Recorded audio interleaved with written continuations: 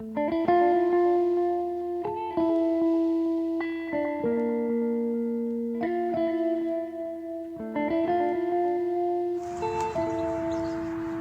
good morning and welcome to this roadcast. Today I'm out with this little bitch, Hattie, and as you can see we are travelling along the path less travelled. Incredible. Yeah, good morning and welcome to episode 40 of the roadcast, which I am tentatively going to call the road less travelled. I'm just outside, in fact I'm between the town of Eastwood in Nottinghamshire and the village of Brinsley. So about 8 or 9 miles north of the city of Nottingham. It's a Sunday morning and for once it's a glorious day. And this footpath is pretty much unused from what I can gather, and there's a good reason for that. Because it appears that until recently this footpath has been a stream, because it's immensely boggy and overgrown and a little bit treacherous underfoot. Anyway, Hattie and I seem to be coping all right. The road less travelled is probably going to be a good title for this, because what I wish to talk about today is something that I have touched on before and that fits in very well with the ethos of the Rogue Mail site, which at one point, if it still hasn't got it, had a tagline of "Welcome to the Sacred Masculine." Why did I call it that when I set up the site some 13 years ago? Well, quite simply because I perceived, and I still do perceive, that there is an imbalance in the world. And that imbalance has been caused by the tentacles of feminism, which is a mind construct that was set up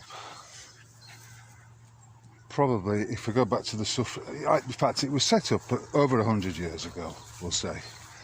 And some people will say it was a successful operation to get women out of the home into the workplace where they could be taxed, and that it began with the suffragette movement, which was campaigning for the vote for women, or what was it, universal enfranchisement, which simply means, as far as I can tell, the right to be regarded as a corporate entity. And when you look at that, the suffragette movement is very interesting in and of itself. For how many know that Emily Davison, who was famously killed after running under a horse at the Derby, Hattie's having a drink, rather her than me, was in fact, who was from Morpeth in Northumberland, was in fact a terrorist. She attacked a man at a railway station who looked like Lloyd George, and she was involved, unless I've got it wrong, in the planting of explosives. But I'll provide the link to this. There's a very good podcast by Simon Webb of History Debunked, in which he goes into some detail about this, and I'll put the link up to that, because it's a very interesting piece of contextualisation. When you come to realise that Emily Davison was not a heroine, and she was perhaps, in fact, a rather deranged and sinister spinster when it boiled down to it. My word, this is getting more and more entangled. Rather like the world in which we find ourselves now, where everything is tangled up in nonsense. And a lot of it, it's fair to say, is spewed out by women.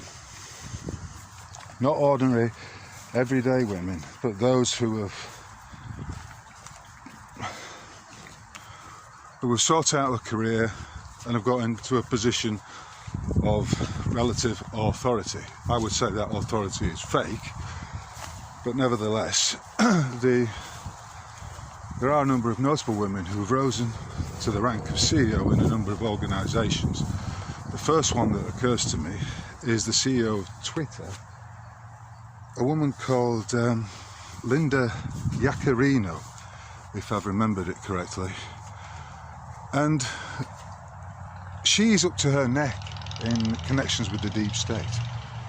She has associations with the World Economic Forum, and she's been the CEO of a number of quite powerful, in terms of their reach, mainstream media outlets.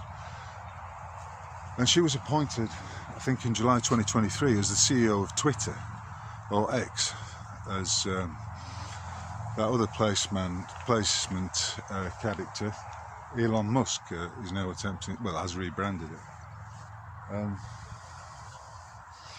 And she famously, when talking about the issue of freedom of speech on Twitter, stated that whilst you could have freedom of speech, you would not have freedom of reach, which, as far as I'm concerned, is simply doublespeak. It's an example of the Orwellian doublespeak, whereby you can't really, it doesn't really mean anything, although the one negates the other. So if all was equal on the platform known as X, then potentially everyone would have the same reach of audience. But if they don't like something that you say, or the algorithms pick up a turn of phrase or an expression here or there that goes against the community guidelines, then you can expect to find that the potential reach you have will be throttled down, which blatantly is the same as censorship. It's just another way of sugarcoating it. But I wasn't. So Yaccarino is someone who espouses the mainstream or the New World Order view of things, just like Musk does ultimately, which is why I happen to know that someone wrote to me to say I was shadow banned on YouTube, and I think the same is true of Facebook and Twitter. These are controlled opposition platforms or limited hangouts.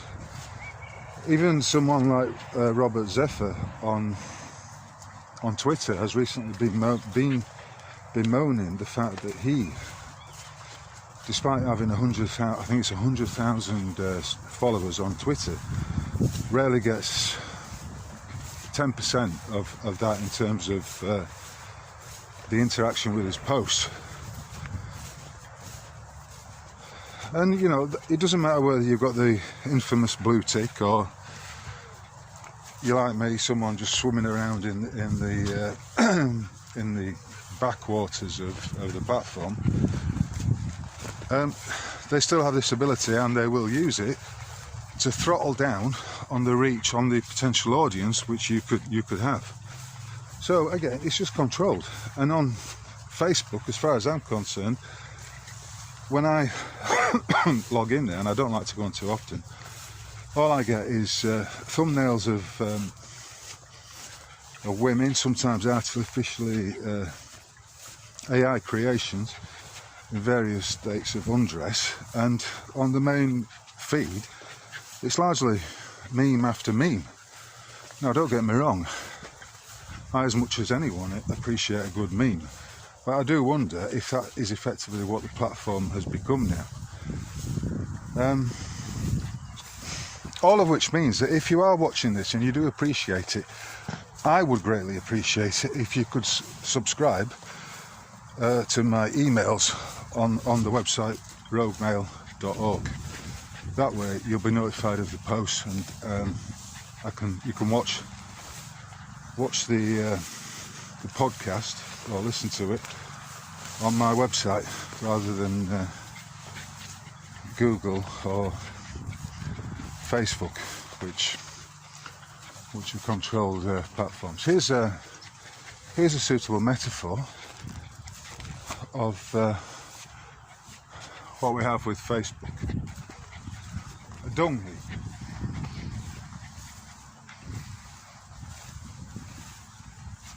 Or a midden.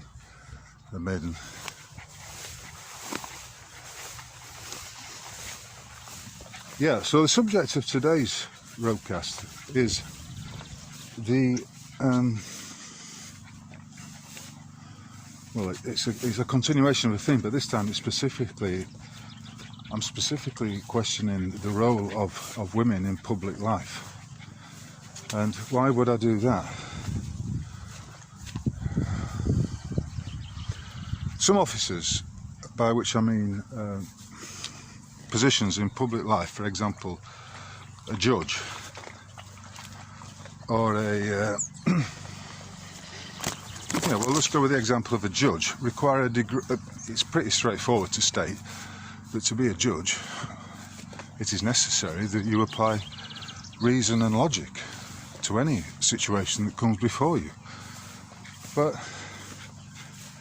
it's very difficult, for most women, to apply reason and logic in any situation, because they are in essence emotional. They are emotional beings,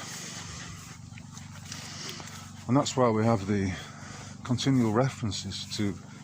I mean, I've seen it in the cross-examination of people in various matters recently, where they ask them how they feel.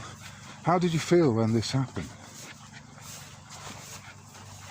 And so we live in a world in which reason and logic has been inverted, and in its place we have emotion and ill reason.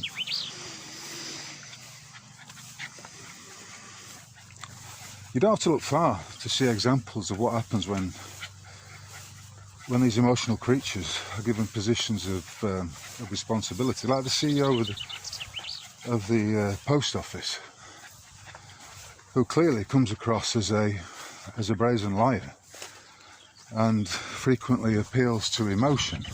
When she reaches, during her cross-examination, she reaches for a box of tissues to wipe away her crocodile tears.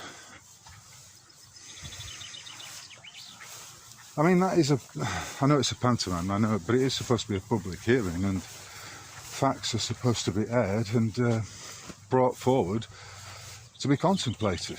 But all we get from her is an emotional reaction. The woe is me, oh pity me. And that's really what I'm talking about today. And some may take this wrongly as evidence of my misogyny. But I don't give a fuck. I really couldn't care, because it doesn't matter when you're stating the truth. I don't really give any truck to what people might think, especially if it's an emotional reaction. After all, tears never fixed anything. And I'm not slagging off womankind here. I'm simply pointing out their true nature, which is to nurture. And there was a writer called Caldwell, who was a novelist. She was born in Britain but lived in America, and she was writing in the 1960s and lamenting the choice that she'd made, which was to become a public figure, to be a writer. She'd actively chosen a career, but as she got older, she realised that she'd been sold a puppy, that it was worth a lie. It was just a lie. For the career did not make her happy. And I was reminded of Louisa Alcott's famous story, Little Women, in which one of the young women, Jo, is a talented writer, and pursues this as a career. But she soon finds out that that is to the detriment of that which makes her happy. And what is it that makes her happy? It's being with her family, being around the people she loves, and providing for them. So when I say woman's nature is essentially that of nurture, you can apply that to marriage and to the raising of children, in that both husband and children are there to be nurtured, and the one who's there to do the nurturing, the one who's best at it, the one who's manifestly the most capable of doing that, is the wife and the mother.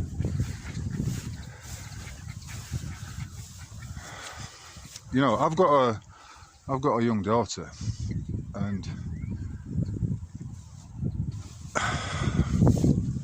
it's interesting because we've just read that we've read an abridged version of Little Women together, and we talked about this, about how in life you don't need to have any ambition to be an acrobat, a circus performer, a sewer, an artist, a chef, whatever. The aim of your life is to find that which you enjoy doing and that which makes you happy.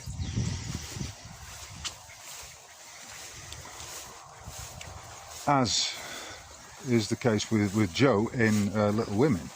At the end of it, she sees the error of her ways and understands that for her to be happy, it's just what I've explained.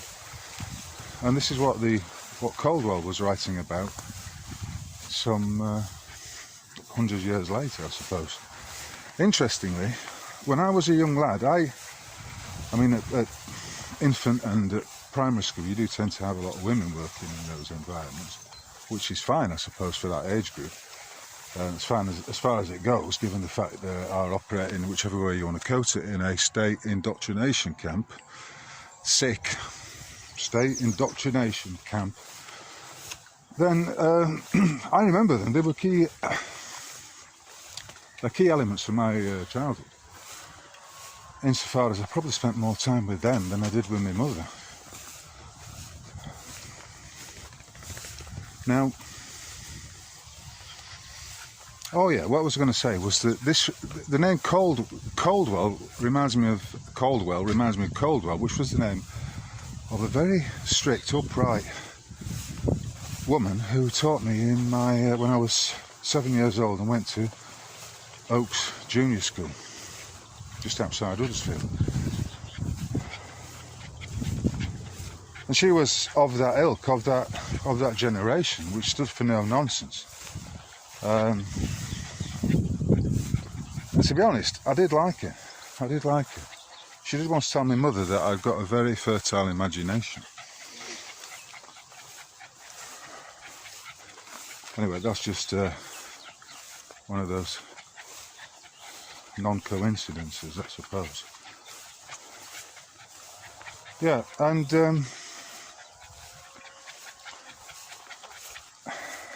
this is it. I think you've got to work in harmony with what makes you happy, with what you intuitively understand to be the role that gives you the greatest amount of joy. And I think for many women who are not brainwashed into believing in the career nonsense, they understand that there is a lot of joy, wonderment and beauty to be had in the raising of children. And the more discerning women, those who I would argue are truly in connection with their divine essence, also understand the need to nurture the man, the need to support the man, not indulge in nagging, in snide comments, in all attempts to undermine him, but to pour oil on his troubled waters, to soothe him when he's feeling the weight of the responsibility he's under, and basically just to look after him so he's fully functioning as the man that she expects him to be. Does any of this sound unreasonable? If you're a woman and you're listening to this and it sounds unreasonable, then I suggest you switch off now, because I've got nothing further to say to you. I couldn't be less interested in you hearing any of this. But if it does resonate, then please drop me a comment or reply to me on any of the platforms, whether it's on Substack, where I'm at now, or my website, or indeed on the control platform known as YouTube.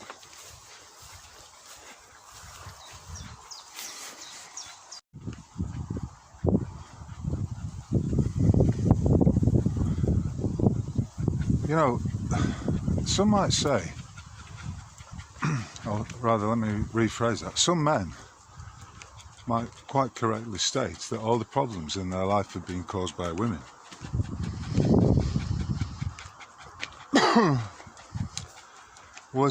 Am I one of them? Yes, I would say so. Hold on, so let's get a pause here. How do?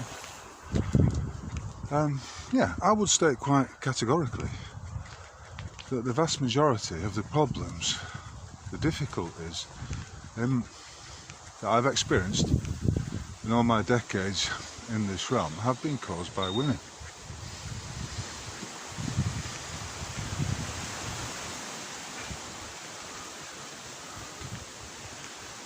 And I don't think it takes much explaining to see why that might be the case.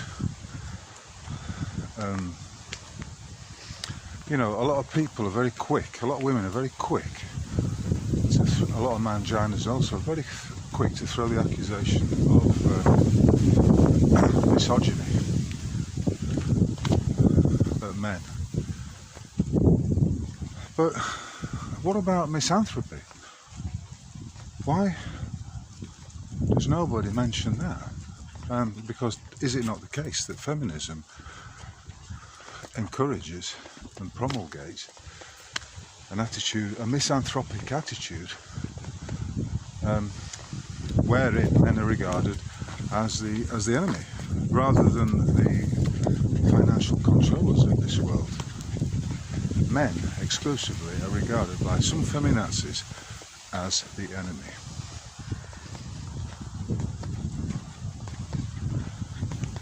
And of course, you may extend that outwards to these institutions like the WEF and the World Health Organization and all the political parties, the mainstream political parties, who spout this feminazi nonsense.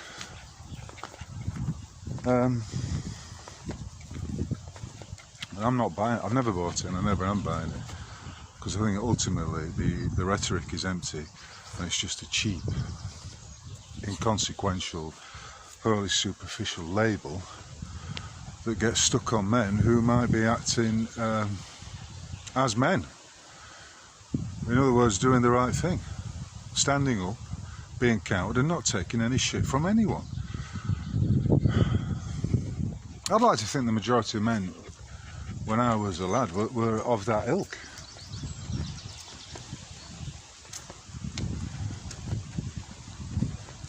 And, you know, if I'm looking back, not nostalgically, but with a cool, clear gaze, if I'm looking back to my childhood and I think of the women in my life, you know, of all generations, and I think specifically of the younger women, not the younger women, the older women, the women who were in the 60s, 70s and older, they were matriarchal figures, for sure, but they had some understanding, they had a greater understanding of the world than a lot of that age group do nowadays, because they've not been indoctrinated by the cancer that is feminism and all the statist craft that goes with that, the distortion of language, the use of doublespeak, the promotion of women into positions of authority, not on the basis of any kind of meritocracy, but simply because there was a quota to be filled. And, you know, extrapolate that further and you'll see that the same is true of the promotion of immigrants, of people with brown skin hues into positions within the state. We don't live in a meritocracy, we live in a construct, and that construct is held together by a load of feminazi nonsense. As I say, when logic and reason are overridden by emotion and cunt waffle, then we're in a sorry state. And my article that I wrote the other day referenced this as well, about a 17-year-old youth who's being expelled from his college because a woman complained to the school about him giving a stiff down salute in a photograph that was taken by one of his mates, which was captioned Mal Hitler. And I think what this initiated or set into play was a tsunami of self-entitled wokeness, in which all the participants, if they weren't all men, then they were certainly heavily influenced by this kind of doctrine, which is essentially quite a feminine doctrine in the sense that, you know, a consensus is sought relatively quickly. Oh, we can all agree that he was engaging in right-wing extremism on social media because we've seen this photograph and we've read the caption. And we feel that that's the right way to go. Rather than, let's look into this, let's look into exactly what transpired here. And if we're going to make an accusation that he belongs to some kind of right-wing extremist organisation, then let's make sure we've got the proof to back it up. Not that it should have gone that far in any event, because essentially all it required was a talking to, if that, of the like, just saying, hey look, be careful, you and your mates need to be a bit mindful about what's being posted on social media these days, because of what's happened here. And that would have been it. But no, it gets it gets overinflated. And of course, I haven't even touched on the satanic aspect of this, which is clearly at play here, and is usually at play in any inversion of the truth. Because there is something dark and sinister about the attack on families and the attempts to, well, pretty successful attempts, you would say, to cause division between the sexes, between man and woman. And that is, of course, part of the Communist Manifesto, because ultimately these satanic statists want control of your children, of their minds. Come on.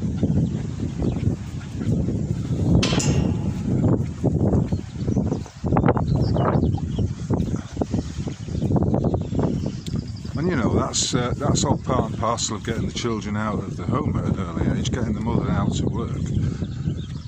So as becomes apparent, the children spend virtually no time with their mother.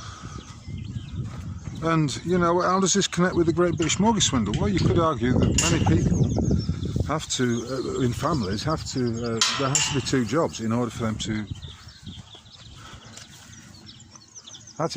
in order for them to be able to service the void mortgage. So it connects in with the Great British Mortgage Swindle. Everything is about control. It's all a mental construct, and the energy that they squeeze from you is invariably taken in the form of your sweat equity, which is the money that you have. So it all connects in, and a lot of these women, you know, they want the cake and they want to eat it.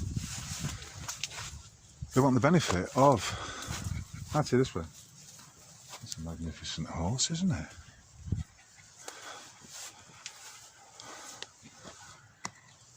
They want the benefit of that masculine energy.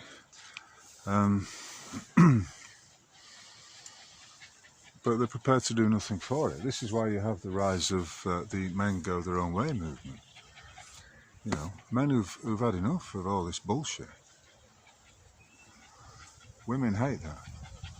Another thing to remember, of course, is the regret. I mean, I live down a street in Nottingham in which I can, off the top of my head, reel out 6 spinsters. And of those, 5 are without children.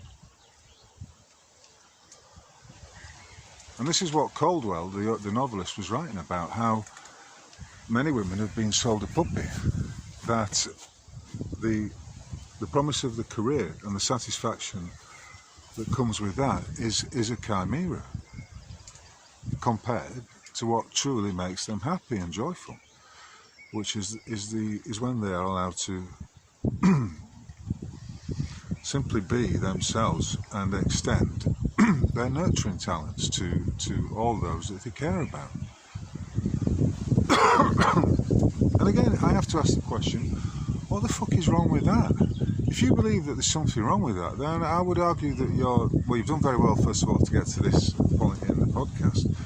I would argue there's something wrong with you. There's something in the mind that's causing a split. There's a splinter in the mind. Because, you know, you're just wading in hogwash. It's just nonsense. Now, none of this is to preclude the fact that certain women, but it's a minority, a very small minority, do have certain practical talents that can be used in the public for the betterment and for the good of the public, in the sense that maybe they're nurturing something in their community that is of value.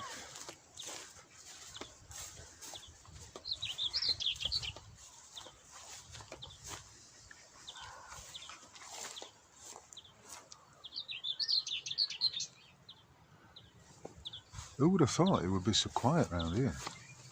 I've literally met one person today, a bloke who was painting his gates, just back there, but that's been it.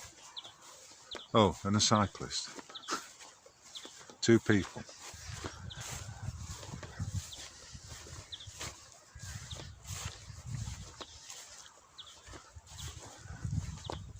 You know, and if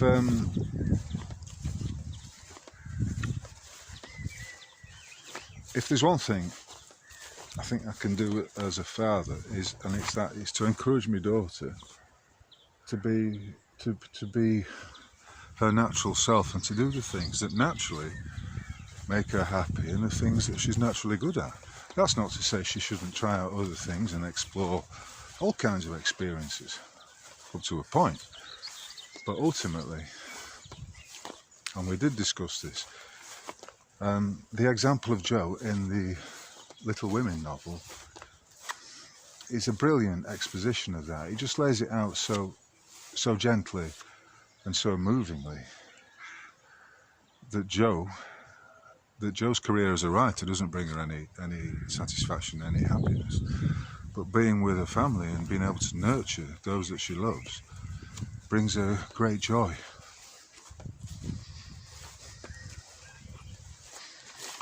Anyway, this has been episode 40 of the Roadcast from Brinsley, near Eastwood in Nottinghamshire. I hope you've enjoyed it. If you appreciate it and you'd like to help me, then please consider making a donation via the Buy Me a Coffee button. And by all means leave a comment. I had a great comment. I've had a couple of great comments there from supporters recently. And it's always great to hear from them because, as I said, I'm of the view that I'm pretty much shadow banned on a lot of the social media platforms. which brings me back to the point, please subscribe on my website. That way you'll get notification of any posts that go up, not just the podcast but also the posts. But today's roadcast has been episode 40. I've enjoyed it, I hope you have too, and until the next time, onwards and upwards. Cheers.